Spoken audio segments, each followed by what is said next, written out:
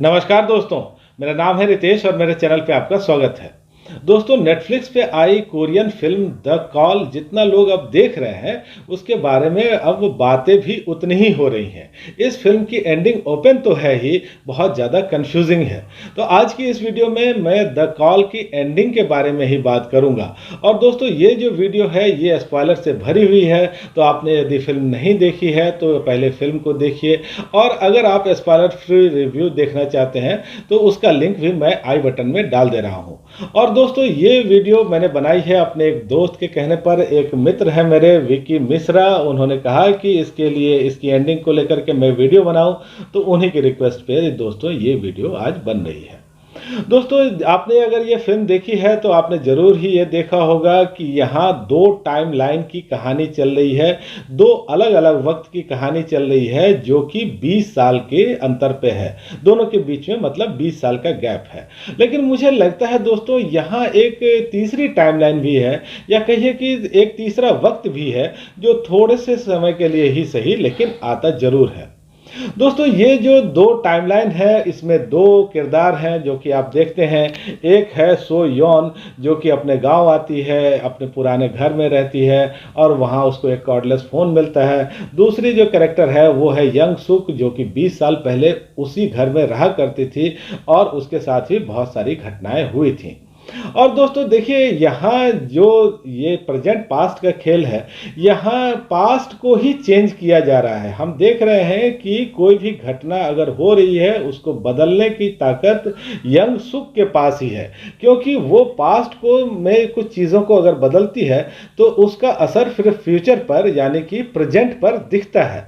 लेकिन अभी प्रेजेंट के पास ऐसी कोई ताकत नहीं कि वो पास्ट में जा करके कुछ चीज़ों को चेंज कर सके। तो दोस्तों, पास्ट में जो चीज़ें हुई वो तो हो गई, और जिन चीज़ों को बदल दिया गया उनका असर फिर आगे फ्यूचर पर यानी कि अब के प्रेजेंट पर दिखता है। और दोस्तों, यहाँ हम देखते हैं कि ये जो सो योन है, इनके पिता मर चुके हैं। यंग सुक को जब ये पता चलता है कि वो कुछ चीज़ों को बदल करके उनके पिता को बचा सकती है, तो वो ऐसा करती है। जो सो योन के पिता हैं वो एक गैस ब्लास्ट में मरने वाले होते हैं, लेकिन यंग सुक पास्ट में जाकर के उस घटना को बदल देती है, वो गैस को बंद कर देती है और उसके पिता बच जाते हैं। अब जो ये सोयोन है वो यंग सुक के बारे में बहुत ज़्यादा क्यूरियस हो जाती है, उनके बारे में वो पता करती है और उनको पता चलता है कि यंग सुक का कत्ल होने वाला है और उनका कत्ल उनकी माँ ही करने वाली है। अब सोयोन ये जानकारी यंग सुक को बताती है। यंग सुक अपनी तैयारी करती है और अपनी माँ के हमले से वो बच जाती है। लेकिन दोस्तों, ये जो चीज़ है ये एक बहुत बड़ा टर्निंग पॉइंट है इस फिल्म का, क्योंकि यंग सुक जो है वो अब सीरियल किलर बन जाती है और वो एक साइकोपैथ तो है ही।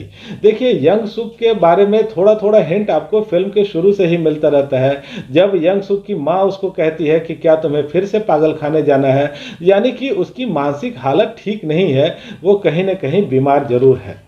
और दोस्तों देखिए, यंग सुक जो है अब बहुत सारे लोगों का कत्ल कर रही है, लेकिन उसे ये पता चलता है कि उसको 2 लोगों के कत्ल के इंजाम में गिरफ्तार किया जाएगा। वो अब इस गिरफ्तारी से बचना चाहती है। वो अब सो योन पर दबाव डालती है, उसको ब्लैकमेल करती है और कहती है कि ये पता करे कि उसकी गिरफ्तारी किस तरह से होगी, किस वजह से होगी, क्या सबूत जुटाए जाएंगे।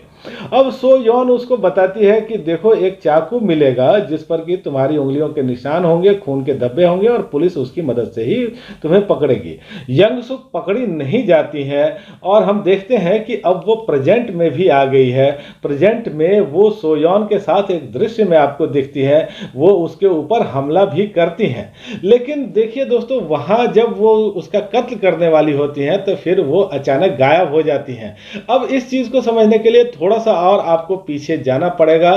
देखिए कि ये जो यंग सुक है, इन्होंने सो योन को किडनैप कर रखा है जब वो छोटी है, यानी कि पास्ट में जाकर के उन्होंने उनको बंधक बना रखा है और इनके पिता का उन्होंने कत्ल कर दिया है। तो जिसका असर हम प्रेजेंट में देखते हैं, यानी कि उस समय के फ्यूचर में देखते हैं। देखिए, ये जो सो योन है वो अपने पिता के साथ जा रही होती है टनल में, और जब पास्ट में उनके पिता का कत्ल कर दिया जाता है तो फिर वो टनल में अचानक ही गायब हो जाते हैं। दोस्तों हम ये भी देखते हैं कि यंग सुक अपने को ही फ्यूचर में फ़ोन करती है, यानी कि जो आज प्रेजेंट डे में यंग सुक मौजूद है वो अपने पास्ट वाले यंग सुक को फ़ोन करती है, उसको ये बताती है कि देखो एक पुलिसकर्मी आ रहे हैं आपके घर पे और उनके साथ जो है वो सोयोन की मम्मी आ रही है। अब ये अपने बचाव की तैयारी कर लेती हैं, पुलिसकर्मी को मार डालती हैं। सोयोन की जो मम्मी है और यंग सुक है इनके बीच में ज़बरदस्त लड़ाई होती है, हाथापाई होती है और फिर सोयोन की मम्मी उसको लेकर के पहली मंजिल से कूद जाती है। अब देखिए दोस्तों यहाँ आपको ये जरूर ही लगता है कि यंग सुक मर चुकी है, क्योंकि उसके आगे वाले दृश्य में हम ये देखते हैं कि सोयोन जो है वो अपने पिता की कब्र पर है और वहाँ फिर उनकी मम्मी उनसे मिलती है और अचानक ही फिर उनकी मम्मी वहाँ से गायब हो जाती है। ये भी बड़ा ही कंफ्यूजन रहा था जिसको लेकर के बहुत सारी बातें होती हैं। तो दोस्तों मुझे लगता है कि जब यंग सुक और सोयोन की मम्मी पहली मंजिल से कूदी थी तो उस समय शायद यंग सुक जो है वो थोड़ी देर के लिए बेहोश हो गई थी, इसीलिए जब वो हमला कर रही थी सोयोन पे तो वहां से वो अचानक गायब हो गई थी और वो थोड़ी देर के लिए ये जो सोयोन की मम्मी है वो जिंदा भी रहती हैं जितनी देर वो दोनों बातचीत करती हैं। और फिर आप देखते हैं कि यंग सुक मरी नहीं है, वो खून से लथपथ हालत में पड़ी हुई है, लेकिन उसकी आंखें खुली हैं, वो जिंदा है। तो अब किसी न किसी तरह जाकर के यंग सुक ने सोयोन की मम्मी को मार डाला पास्ट में, और जिसका असर हम अब प्रेजेंट में देख रहे हैं कि जब दोनों माँ बेटी कब्रिस्तान से निकल करके जा रही हैं और अचानक ही उनकी माँ गायब हो जाती है, यानी कि पास्ट में अब उनका मर्डर कर दिया गया है। और दोस्तों देखिए कि जैसा मैंने कहा कि एक तीसरी टाइमलाइन या एक तीसरा वक्त भी आपको जरूर ही दिखता है। दोस्तों बहुत सारी चीज़ें यहाँ हैं जो कि पास्ट में चेंज कर दी जाती हैं, जिसका असर आपको फ्यूचर में यानी कि अभी के प्रेजेंट में दिखता है, लेकिन थोड़ी देर के लिए ही सही चीज़ें आपको नॉर्मल भी दिखी थी।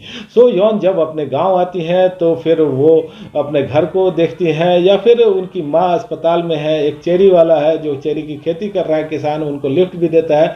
ये सारी चीज़ें नॉर्मल चल रही हैं। और दोस्तों जब ये पास्ट प्रेजेंट का खेल शुरू होता है उसके बाद चीजें बहुत ज्यादा बदल जाती हैं, लेकिन बीच में एक ट्रांजिशन का टाइम जरूर था, एक फ्री टाइम जरूर था जब चीजें नॉर्मल थी, जब उनकी मम्मी अस्पताल में भर्ती थी, जब हमने देखा कि उनका घर या आलीशान भी नहीं था, खंडहर भी नहीं था, नॉर्मल था। तो दोस्तों द कॉल की एंडिंग को लेकर के जो मेरी बात समझ में आई मैंने आप तक जरूर ही शेयर की, लेकिन मुझे लगता जरूर है कि अभी भी बहुत सारे सवाल हैं जिनका जवाब दिया जाना चाहिए, या हो सकता है कि इस मूवी का कोई सीक्वल बने जिसमें हमें एक इनका जवाब मिले। और दोस्तों देखिए कि बहुत सारी चीजें आपके मन में भी आ रही होंगी, आपके मन में भी बहुत सारी थ्योरीज होंगी, तो आप जरूर कमेंट करके मुझे बताइएगा और ये चर्चा हम आगे भी कमेंट में जारी रखेंगे। तो दोस्तों द कॉल के एंडिंग के बारे में आज इतनी ही बात। आप मेरे वीडियोस को देखिए, लाइक कमेंट शेयर करिए और मेरे चैनल को सब्सक्राइब तो जरूर ही करिएगा। धन्यवाद।